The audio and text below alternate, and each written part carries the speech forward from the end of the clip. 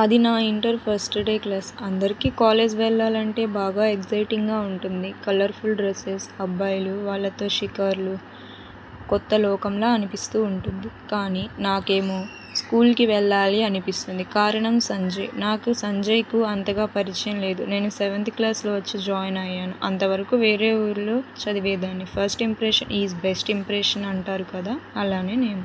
ఎందుకో తెలీదు. ఏదో నాకు తెలియని అభిమానం సంజయ్‌ని చూస్తే. బహుశా బాగా చదువుతాడు అనేమో. నాకు బాగా క్లారిటీగా ఉంది ఇది ప్రేమ కాదు అని. కానీ ఒక అబ్బాయి అండ్ అమ్మాయి మధ్యలో స్నేహం అబద్ధమనేది లోకం చెప్పే నిజం. అది నేను నమ్ముతాను. అందుకే నేను మాట్లాడేదాన్ని కాదు. చూసినప్పుడు ఒక స్మైల్ అంతే. ఇలాగే 4 ఇయర్స్ గడిచిపోయింది. 10th ఎగ్జామ్స్ కూడా పూర్తయ్యాయి. ఏదో మిస్ అవుతున్నాను అని అనిపించింది. లైట్ తీసుకున్నా. ఎగ్జామ్స్ తర్వాత నేను ఇక్కడే కాలేజ్లో జాయిన్ అయ్యాను. సంజు వేరే ఊరికి వెళ్ళిపోయాడు. ఇక కథ ముగిసింది అనుకున్నా. నా 10+2 కూడా ముగిసింది. ఇక డిగ్రీ చేద్దామని సిటీ వైపు వెళ్ళాను. అక్కడే పీజీలో ఉంటూ చదువుకుంటున్నా. అనుకోకుండా ఒకరోజు నా మొబైల్లో 2 మిస్డ్ కాల్స్ అన్నోన్ నెంబర్ నుండి. ఎవరా అని కాల్ బ్యాక్ చేశాను. నేను. హలో ఎవరండి? అతను. స్మిత. నేను. అవును స్మితనే మాట్లాడుతుంది. చెప్పండి మీరెవరు? అతను. గెస్ చేయి. నేను. చెప్తారా ఫోన్ కట్ చేయమంటారా? అతను.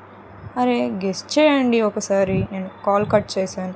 మళ్ళీ అదే నెంబర్ నుండి ఫోన్ పిక్ చేసి మీరెవరో నాకు తెలియదు. చెప్పే ఉద్దేశం ఉంటే చెప్పండి, లేకపోతే మళ్ళీ కాల్ చేయకండి అని దురుసుగా మాట్లాడాను. హే నేను సంజయ్ను. ఏంటి అలా మాట్లాడుతున్నావు అని అడిగాడు.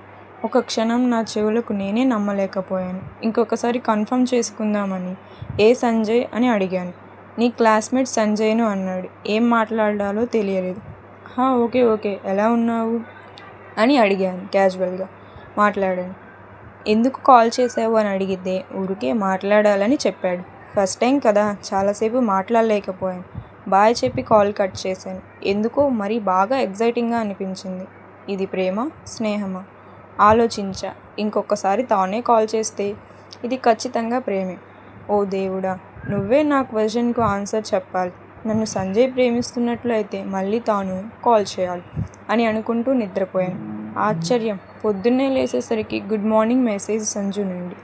ఆయన కాల్ చేయాలని కదా నేను అనుకుంది. మెసేజ్ చేశాడు అంటే నో ప్రేమ. అలా అనుకున్నానా లేదో ఫోన్ మోగింది. చూస్తే సంజు. అవాక్కయ్యాను. పిక్ చేసి మాట్లాడాను. క్యాజువల్గా మాట్లాడాడు. ఉన్నట్టుండి నా మీద ఎందుకు వీడికి ప్రేమ మళ్ళింది అనుకున్నా. కానీ అడిగితే బాగోదు అని ఊరుకున్నా. కాలం గడుస్తుంది. దాదాపు 6 నెలలు ముగిసింది. మాటలు హద్దు మీరట్లేదు. చాలా బాగా అనిపించింది. చాలా బాగా మాట్లాడేవాడు. కేరింగ్ ఎక్కువ. అదేమి అరిష్టమో తెలీదు. ఉన్నట్టుండి కాల్ చేయడం మానేశాడు. నేను కాల్ చేస్తే బిజీ అని చెప్పేవాడు.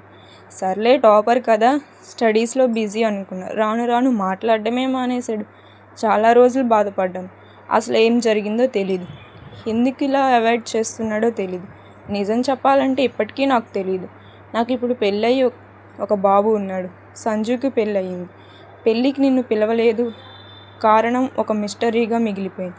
ఎవరో చెప్పిన మాట విని అలా చేశాడు అని కొంతమంది నా ఫ్రెండ్స్ చెప్పారు. ఇప్పటికీ నేను తనను అడిగేది ఒకటే, ఎవరో చెప్పారు అని వినేదానికన్నా ఒకసారి డైరెక్ట్గా నా దగ్గర మాట్లాడితే నిజం ఏది అని బయటపడుతుంది.